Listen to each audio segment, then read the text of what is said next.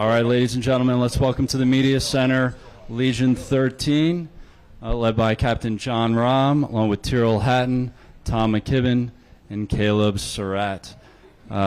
John, through 4 events in this season with LIV Golf, the league has had 4 different individual champions. You've been in contention in all 4, obviously the win in Hong Kong. But just looking at the diversity of winners from Elvis in Riyadh to AK in Adelaide to how things wrapped up last week at Singapore, with Bryson, what does that tell you about the competition and the level of play in this league?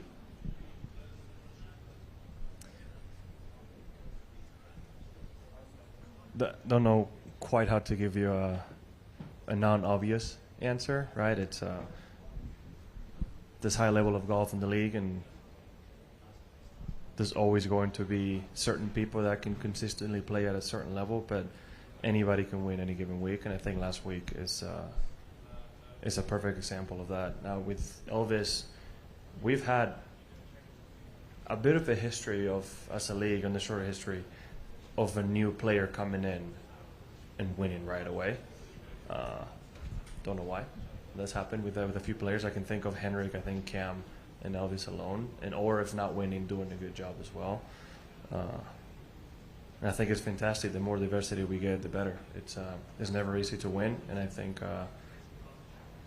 hopefully some of us up here can get more wins, if not all 4 of us. But it's I think speaks to the difficulty as well of getting things done. Tom, you've played in South Africa a number of times before, including here at Stain City. How have you enjoyed playing in this country and this course, and does that experience help at all heading into this week? Yeah, I think this is my 11th trip here to South Africa, so I've been here a lot over the last 3 or 4 years. Sort of started my journey as a pro off down here playing Challenge Tour, and then on the DP events, and now here. Yeah, I played this course 3 years ago, sort of around this same time. So yeah, I think sort of it's a very different style of golf here. Obviously, a very different type of grass to hit off, and I think hopefully, knowing that I've played on it so many times and I know what I like and dislike about it, sort of hitting off some of these lies, hopefully I can use that to my advantage a little bit, and hopefully have a good week. I know the last time I was here I really enjoyed the course, and I know the holes are in a little bit of a different order, but yeah, looking forward to going out there this afternoon and getting a look at it. Tyrrell, you're currently set to play in 3 of the 4 majors this year, with including the Masters next month. And you've had a couple of top 10 finishes, including a T3 in Adelaide. So just how are you feeling about the state of your game heading into your major season approaching? Yeah, it's been a somewhat of an inconsistent start for me. Obviously not a great week in Riyadh, where I think it's 47th maybe, and then the following week finished tied 3rd, and Hong Kong was 45th, and last week was 10th. So maybe I'll play terrible this week and then play good at the Masters if I'm on the sort of odds and evens sort of theme. But either way, I'll try my best, and hopefully we can have a good week. And Caleb, on the team side, Legion XIII currently sits in 3rd place in the team standings. This is our debut, as you know, in South Africa. So for fans that are still learning about LIV Golf, learning about the league and the different format, what has being part of a team, meant for your career thus far, and how does that dynamic come into play? Yeah, it means everything. I think, like, I'd speak for Tom as well. Like, when I say that getting to spend time, learning under John and Tyrrell is nearly priceless. So, especially for guys at our age right now. I think we're both great players. I think, I'm definitely on the right track and showing a lot of really good signs of trending the right direction. And I know that, when I begin to hit my stride and play really consistent golf, everything I've learned from John and Tyrrell and competing around these guys is going to be huge for, the betterment and future of my career, like, out here and in majors eventually. So, I'm very pleased and couldn't be happier where I am and how things are going. Nice. Media, please raise your hand. We'll bring a microphone and introduce yourself.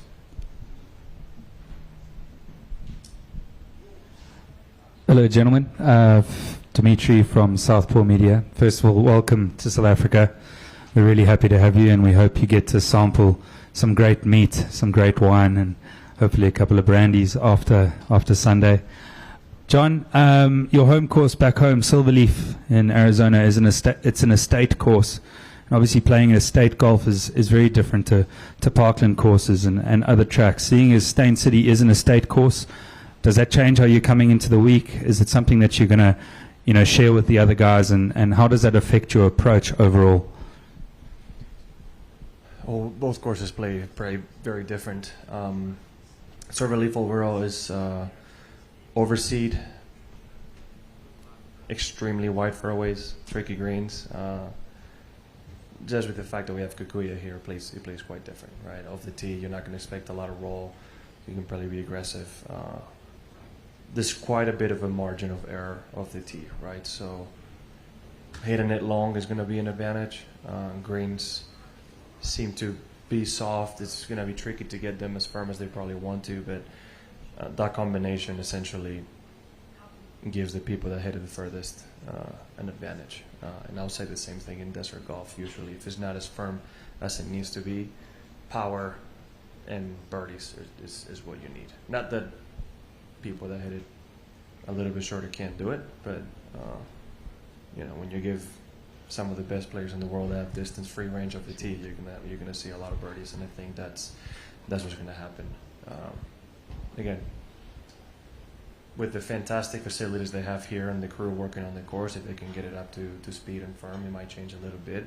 But as of now, I think you're gonna have to expect some low scores unless we get some really heavy wind, just because at altitude it also plays a little bit shorter than the distance we'll say on the scorecard. Thanks. Good luck for the week.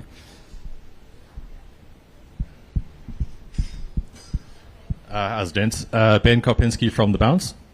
Tyrrell, I got to focus this one on you. As an ardent golf fan watching week in, week out, I'm always in awe of how golfers conduct themselves in high-pressure situations. Self-deprecation seems to be your sort of like go-to, which obviously endears you to a whole different fan set.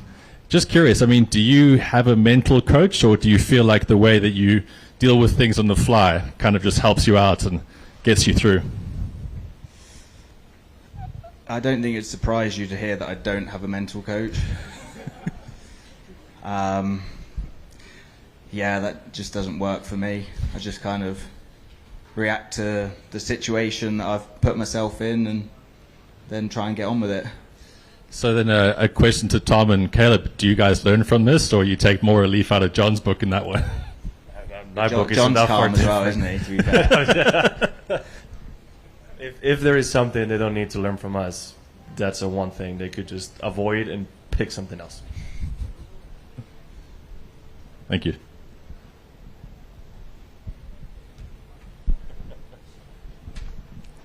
Hi, gents. Ibrahim Tayyab from Chat EBT. John, you mentioned the Kikuyu grass, and it's been brought up in the other press conferences before this. What sort of an impact did that have on your club selection, on what's in your bag this week? I travel with the absolute minimum clubs I need, so there's not, honestly, my whole career, there's been very little change. Unless we have obviously the new clubs, like the new irons or new driver or whatever it may be, the only change I have in the bag is either play 5-wood or 2-iron. That's it. I don't change my wedges. I don't change anything. I feel like thinking about having to change clubs is more complicated for me than having to adjust whatever I'm going to do myself technique-wise on the golf course, right? With these fairways, I think the main thing is that the ball sits up so high, you do get a bit more of a solid strike, so irons can go a little bit further, but as long as you're aware of it, it's not there's nothing else that needs to be changed, right? So yeah, in my case, I don't change. I don't like to change, especially tournament week. It seems like a bit of overcomplication for me, at least for my type of game. Sean, back left. For Tyrrell and Tom, do you guys have any plans the next couple of weeks to get to Augusta National for a little look at the property ahead of the Masters? Yeah, so me and Tom, we're going to fly up on the Sunday in the middle of the 2 weeks off. So we'll play, Sunday afternoon and then Monday morning, and then go back to Orlando. So it's going to be my 10th Masters, which seems somewhat crazy to say, because I still feel and act like a kid, I guess. And yeah, see my experience there and going with Tom, and it will be his first time. I'm excited to share that with him, and I'm sure it'll be a good couple of days. Yeah, as Tyrrell said, going to go and join him for a little practice trip, and something I'm really excited to do. Go for the first time and sort of enjoy that experience playing with Tyrrell, who's obviously, as he said, that's his 10th. This is your 10th trip. I'm really looking forward to it. And excited. Tom, if you've only seen the Masters and that course two-dimensionally through a television screen, what are you most looking forward to seeing in 3D? I don't know. I mean, all I've heard from the two guys here is how hilly it is and some of the lies on the fairways, some of the slopes. I don't think I'll be able to quite wrap my head around some of the stances and things like that. So I think seeing that in person will be probably the biggest surprise. And yeah, I mean, I've watched it on TV now probably for 14 or 15 years, so just sort of excited to sort of see all those sort of places where some of those famous shots were hit from and things like that. Will be pretty cool. From right. Question for John. Michael Sherman from IOL. Do you already have one eye on the Masters? It's less than a month away. 2023 is a little bit of a while ago now. What are your thoughts heading into Augusta? Into Augusta? My thoughts? Hope I win. Yeah, and try my best and hope I can get a second green jacket. That's the goal. Mike? John, over here. You mentioned this is your first trip to South Africa. Caleb, I'm assuming this is your first trip. Tyrrell, I'm not sure. I'm just curious, when you come to a new place for the first time, how much importance do you place on trying to enjoy the local culture while also prepping for a tournament? I try to, as much as possible, enjoy it. It all depends on the venue and where we're at. There's some places where it's a lot easier and more accessible than others. With the journey distance, Monday is a bit of a wash of a day because of jet lag, and you also want to prepare for the tournament, so we don't have an abundance of time to work with to be able to do more local things, right? So unfortunately, this is one of those weeks where we haven't had the time, but given maybe in a different time of the schedule in the future, I might be able to stay before or after to enjoy South Africa a little bit. I've heard great things about it. It's just unfortunately this year's not the best time in having the Masters so close afterwards, and haven't played last 2 weeks, right? So maybe the cuisine in the hotel, as the South African boys, what we could do. I'm sure they can give us ideas close by, but nothing too adventurous this week. Caleb, what did the family back home say about you being in Africa? I haven't spoken to them too much.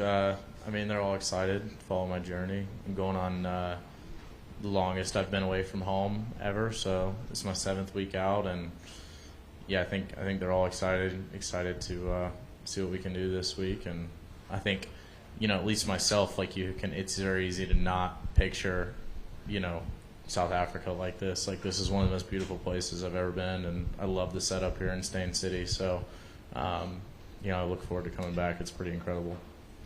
Thanks. Just to stay on the South African tip, John, a couple of weeks ago, a fairly outspoken Irish golfer went rogue and alluded to the fact that you're not even that keen to come to South Africa. So I'd love to ease my own pain and probably the pain of a lot of people. Now that you're here, are you stoked to be with us? I think you could see as a response to that, there was a video that I made with a South African-owned journalist of me expressing my enthusiasm to be here. Hasn't changed. I'm very happy to be here and very convinced it's going to be a really fun tournament. My only regret is what I said. I wish I had time to stay afterwards and enjoy South Africa a little bit more, but I'm sure I'll have time in the future.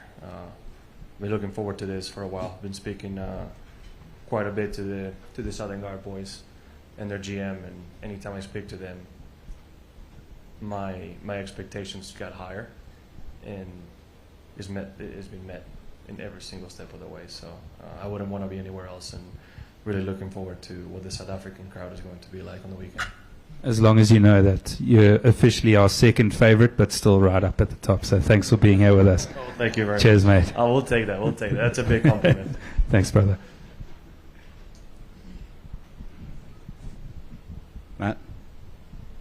So, John, you guys will most likely have 3 of your players in all the majors. Is that something, which is more than any other team on LIV, is that something that you guys take pride in representing LIV Golf and Legion 13 on the big stage? I hadn't thought about it till now. Yeah, I think it speaks to the level of golf that we've all had before and after joining LIV. So, yeah, the goal now would be to hopefully have all 4 of us in majors and say all of us are good enough to qualify and be there. So I wouldn't be surprised if it happens in the near future. And Tom, you've had the most experience in South Africa of anyone on the team. Is it kind of a different vibe this week where maybe the guys are kind of relying on you to give some advice and ask some questions about the way it's going to play in the altitude and the kikuyu grass? Yeah, can you tell us how to play? No, we need all the advice possible here, Tom, okay? We haven't won yet this year.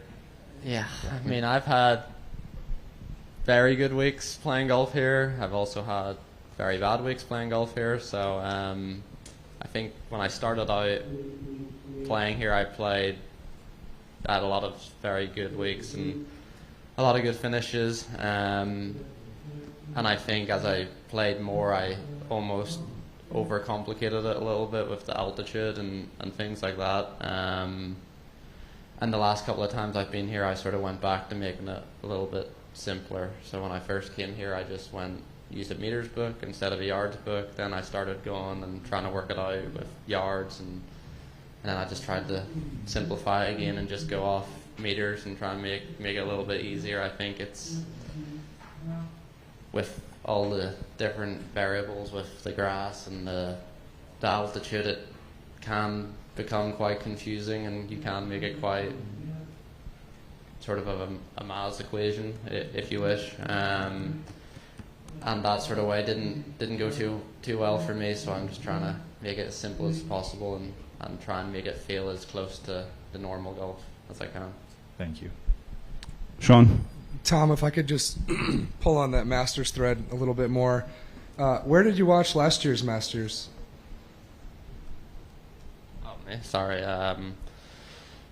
I was in Dubai watching it. I think I was up to like 3-4 in the morning every night watching, trying to stay awake. So yeah, I mean, it was a very long week for me, just not much sleep, and yeah, watching it from home. So yeah, to sort of see the whole week as it went, and then obviously that very dramatic Sunday and back 9 was very interesting to watch, and obviously the outcome was amazing, and obviously something he had been trying to do for a very long time, and to see him achieve that was really cool. But to sort of watch some of those moments that he put himself in was kind of difficult. But yeah, that's my memories of it. A lot of late nights watching.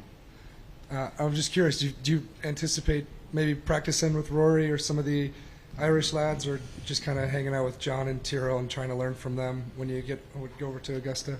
I haven't really thought about it, to be totally honest. I'm sure I'll play with these guys. Yeah, I mean, if those guys want to play as well, I'll gladly play with them too. I mean, yeah, trying to get as much sort of experience and learn from a lot of the guys that did well there. So yeah, I'll try and plan to play with as many people as I can. There's time for a couple more. Over here, John, in January you very graciously declined a Turkish hair transplant. You did say that you had other friends, though, that were decent candidates. Has that conversation gone on any further, seeing as one of those friends is on the stage with you? It was nothing more than a joke. After obviously talking about it on the podcast, I'm surprised Ozempic didn't reach out as well, because that's what we heard the most all week. Never did I think that a Turkish hair transplant clinic will be reaching out for anything like that, but it's good to know we have the option if and when it's needed. I don't think Tyrrell's or Shane have made an appointment yet, but if we need a 3-for-1 discount, I'm sure we can get it. But Tyrrell, I mean, like, you want to be in contention for a green jacket, full head of hair. I mean, that's the real story, right? I didn't realize you needed hair to play good golf, so yeah, I don't really care about that, if I'm honest. I'd rather just have I'd love to give myself a chance to win a green jacket, but so far that's proved pretty difficult to do.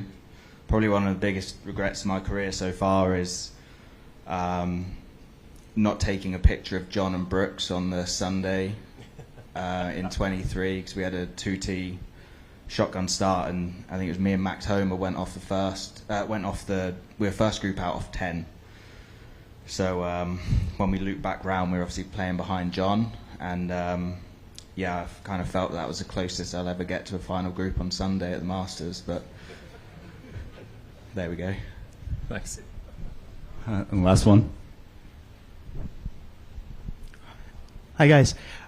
What were some of the expectations that you guys had coming to South Africa, and what has been some of the surprises that you've experienced since you've got here? For anybody. Yeah, I'm a little stumped there. I get this certain expectations from obviously from talking to the South African boys, but not hard to really create a picture in your mind of what the week's going to be like, having never been here, at least in my case, right? I think Tom is different, he's experienced it, but heard great things about the hotel, great things about the course, great things about the food, and so far everything's been met. It's been wonderful. Very few places where we have a better setup when it comes to facilities on the golf course, our gym, our recovery area, our hotel. The staff has been great to work with. It's been unbelievable as well. So as far as tournament goes, it's been incredible. I wish, again, like I said, we had a few more days to enjoy what's outside Stein City. Charlie, you had a very big smile there. I feel like there's a story. No, not one to share anyway. No, thanks a lot, gents. Have a great week. Best of luck. All right, guys, thanks for the time. Good luck.